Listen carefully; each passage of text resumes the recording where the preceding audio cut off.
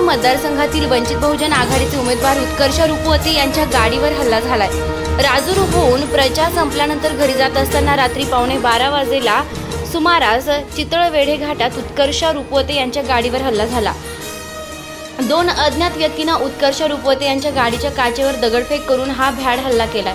या हल्ल्यात गाडीची काच फुटली असून वंचितच्या उमेदवार उत्कर्ष रुपवते या थोडक्यात बचावले आहेत। हल्लेखोर दुचाकीवर आले होते आणि हल्लेकरांनी तोंडाला रुमाल बांधला होता अशी माहिती समजते आहे। घटनेची माहिती समजताच राजूर पोलीस आणि वंचितचे कार्यकर्ते मोठ्या संख्येनं चितळवेढे गावात जमा झाले होते। हल्लेखोरांवर तक्रार दाखल करण्यात येणार आहे। याबाबत वंचित बहुजन आघाडीचे उमेदवार उत्कर्ष रुपवते यांनी आपली प्रतिक्रिया दिली। स्वराज्य माझासाठी संपादक आबासाहेब मंडलिक, अकोले, अहमदनगर।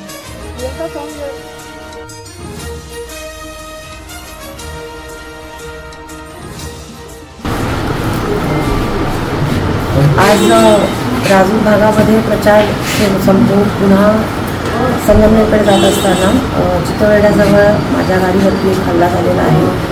पण गाडीला डॅमेज झालेला आहे, काच फुटलेली आहे, पण मी एकदम सुखरूप आहे।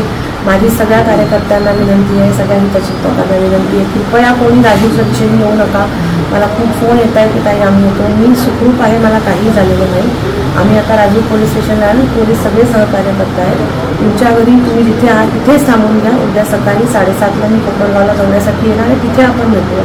हात जोडून विनंती, कोणीही राजूरच्या दिशेने येऊ नये आणि सगळ्यांनी संयम घेऊन शांतपणे पुढचं आपण सगळं करणार आहोत। आपल्याला इलेक्शन तरीच न्यायचं आहे, ही एक विनंती आहे।